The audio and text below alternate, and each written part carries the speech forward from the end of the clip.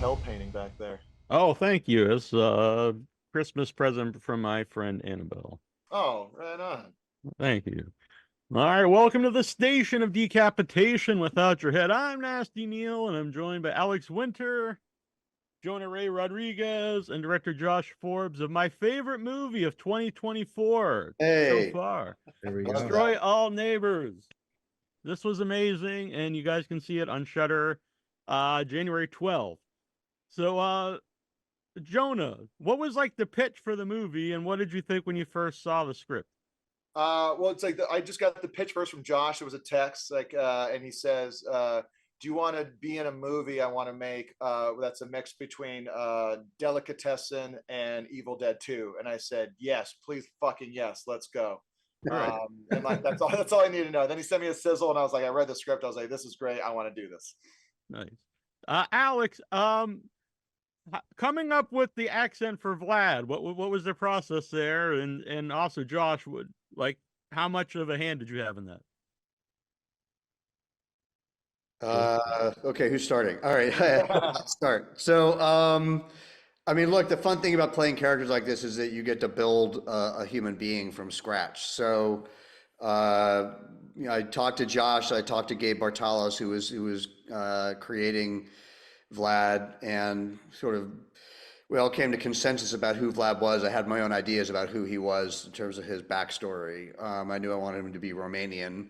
And once I'd figured that out, which is my own heritage, I set about getting a version of that accent that I wanted to work with. And I would actually say I worked with probably the best, the best accent dialect coach in the entire industry on this insane character.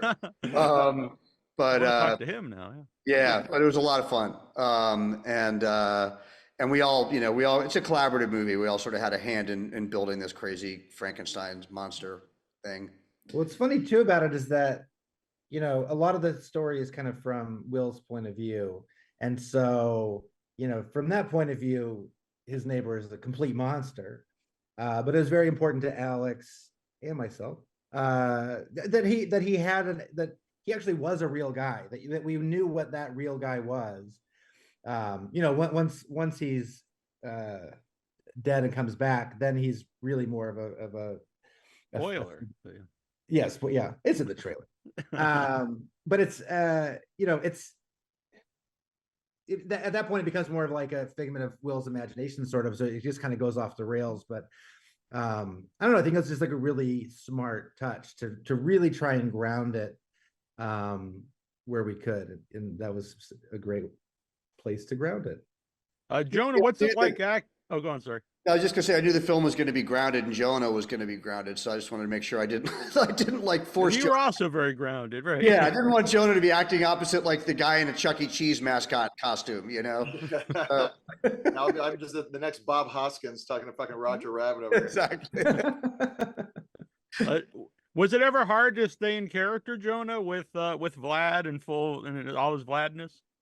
No, Alex is such an incredible performer, even when caked with that stuff. It's we like every set was like it was like full four corners. Like it's like we had like all 360 set. So like Alex was always just so good at getting into it and being like just like I didn't ever and maybe it's from like my work having to treat like two robots on Mystery Science Theater like they're actual people. Just like looking at this grotesque guy, like just kind of like just going, I'm all in. So Alex just made it super easy. I think it helped that we were friends, though. I mean, I think it helped that we knew each other already, and we were all like riffing and like we were rehearsing a lot leading up to the very brief shoot. So we had a lot of time to just get in and play with the physicality even before the makeup came on. So. What was funny about that too is it's like Alex and I are always like we're like really like we're friends and we're very sweet to each other, but as we started kind of gearing up for the movie, I did notice that Alex started like poking at me a lot more, like he started razzing, like I was just like in my head going like, don't take it personally, he's just getting ready to be Vlad. You mentioned Gabe Bartolos, former guest here on the show. He's amazing. Had you worked with him before, Josh? Like, how did he get involved? So one of our writers, Charlie Piper, he had worked with him.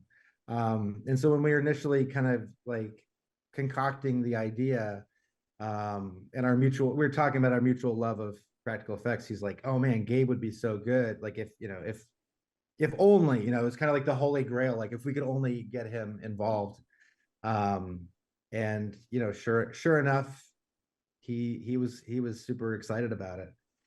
He's just an amazing dude. Like I remember being terrified to meet him because like in like the basket case, like, or the making, I don't remember which making of it was, but there's one where he's doing his interview in front of a crematorium where I don't know, maybe you've seen, where he's just talking and they're like literally like burning human bodies behind him. I was like, this guy's gonna kill me. And sure, like you look at him and he's like this, very imposing figure, but that he is the sweetest guy and so freaking collaborative. Like I mean, all across the board, I feel like there was just such a childlike sense of whimsy. It really comes through in the movie. Yeah, just like everyone is just having so much fun and getting to do the thing that they were meant to do. Jonah, what's it like filming the big fight scene with you and Vlad? That was something that I loved. I love doing like physical stuff. I haven't done like a lot of stage combat or anything like that, but I love just being like, like when I used to do like live sketch comedy, I would always like, like try and think of like a thing that needed like two people kind of tussling, because it's always because I'm a guy who doesn't like to fight in real life, and yes, I have been beaten up, but I also like mosh pits as well. So it's like I do love that that physical, visceral nature of it, and so doing that was like a thing where I had a kind of like in a thing I was like, oh, the confrontation, like we should treat it like a dance, and like it's like and have this like this thing where this guy who clearly never like was taught how to fight has to be taught how to fight by the guy he's fighting, and like it was just like I don't know, like the levels and the weirdness and the silliness of it. Like that was so much fun to shoot, and just like that thing of like doing that stuff of like being pulled or pushing or acting like you're not being either of those things. It was super fun. And just making the most out of our height difference. I think that was something that we had fun with even in rehearsal, was like, I'm pretty short and Jonah's pretty tall. So, that's like something that I've dealt with like acting my whole life. So I'm used to like, you work with what you got and you do something fun with it. So there was the idea of constructing this fight scene with that height disparity was also really fun. Just sort of the choreography of that. Yeah.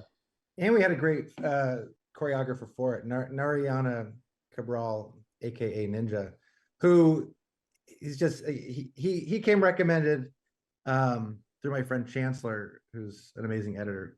But he just totally got it. I mean, he's also the guy in Everything Everywhere All at Once. Oh, awesome. Who does like this crazy scorpion kick. He's like one of the security guards. But so he was just that perfect guy who knew the intersection that we were going for. Like I love fights, I love physical comedy. And he was the right guy for the job because he totally nailed it. Yeah. Will we ever see the Calamity of Castles album? Yeah, kind of. Kickstarter. Yeah, well, like all the music that was made by Ryan Katner and Brent Morris for the film, the score and the song at the end, and all the different weird like tracks that Vlad listened to, that was built. That was none of that was library. It was every piece of music and sound was built for the movie and made for the movie.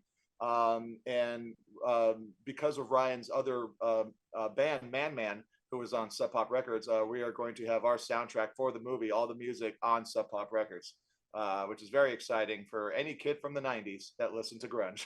Yeah, I'm very excited. The music's wild in the movie, and as the movie keeps getting bigger and crazier, then the final scene's just insane. What was filming the big musical scene at the end of the film? That was a blast. That was a fun day. But it was complicated because of like the digital aspect of it, of like having to have the layers and all these kind of things. But like in the end, it's like it was just like it was just fun make believe of having a stupid guitar with 50 strings on it and a cape and an outfit and like just like I remember like we kept on trying to like do a camera move with the cape going. It's just like lasers and party lights everywhere. Like that was a fun day, I think. And also with the music, like because we didn't have the scene edited, it was that sort of chicken or the egg. Like, do you make the music first? and edit it all perfectly and then try and match it or whatever.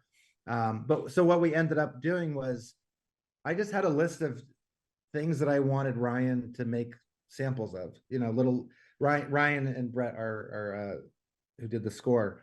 So I'd be like, okay, there's got to be a flute part. There's got to be some sort of like flute part. There's got to be some shredding. There's got to be like weird, like funky keyboard. Like, we sort of went through the prog wish list. And so for each of those moments, it was like, all right, here we go. Here's the part, here's the part where you use the head as a gong. Like, that's what was cool about it, is that some of that, so it's like we had a lot of it pre-planned, and then a lot of it was loose on the day. And so it kind of, I'm really excited about it, because it's like it has the perfect blend to me, where we went in with a plan, but then if something cool happened on the day, it was like, let's put it in there, let's shoot it. Alex, organized chaos. Sorry. It's an amazing movie, honestly. Not just because you guys are here. Alex, what did you think when you saw the finished film? Well, I mean, I was seeing it all the way down the line, so there wasn't like a kind of unveiling. It was getting bolted together all through post. And I mean, I kind of knew what we had when we were shooting, just because I've done this enough that you kind of know what you're going to have at the other end. And I think for me, I felt comfortable doing it and sort of getting into the prosthetic, because that's going to be like a kind of balls out, go for it thing. I knew I was sort of protected by this gang, Josh and Jonah and the folks there. But what was really exciting during the shoot was seeing all the talented people that came on in various forms: acting, art department, music, all of that. The sort of collective that grew like sort of moss on a rock as it was like barreling down the hill at 1,000 miles an hour on fire. So I knew what the movie was. Once we really got into production, into actual principal photography, and I knew that, like, I know this kind of thing isn't everyone's cup of tea, but I had a feeling it would cook pretty good for the folks who like the sort of thing, because it was just an incredible level of talent in terms of the people working on it. It's definitely my cup of tea. So yeah, it totally worked for me. And I think every character, I love every character in the movie, small, or I know you're not supposed to say small character, but characters you don't see a lot. Would you ever want to revisit this world? Sure. Do a sequel or a series? I don't know. Yeah, I mean, I always say, like, if we do another one, it would be called Destroy All Neighborhoods, where it's it's Move to the gang, suburbs, the gang yeah. breaks Jonah out of prison, or William out of prison. Then they for some reason they got someone booked them on a tour of Southeast Asia, and then things get even crazier once they get on the road. So it's like they're on the run, but it's also a road tour movie. And it's also, I just did it right now, so let's start making it. So yeah, I guess we're off to the sequel now. Josh, would you be up for that? Hell yeah, dude. Yeah. Everybody loves the sequel. I think it would have to open exactly like the beginning of Blues Brothers, with Josh, with Will getting out of jail, Right? Yeah. and then we're like waiting for him by the van. Yeah. Guys, you waited. We had nothing else to do. We're fucking dead. All right. Well, Destroy All Neighbors, January 12th. I absolutely loved it. It's Thank you. Everything worked for me. It's Thanks, great, Neil. and I want people to check it out. Thanks everyone for doing this. Awesome. Yeah. Thank you. Nice to talk to you, Neil. Real You fun. as well.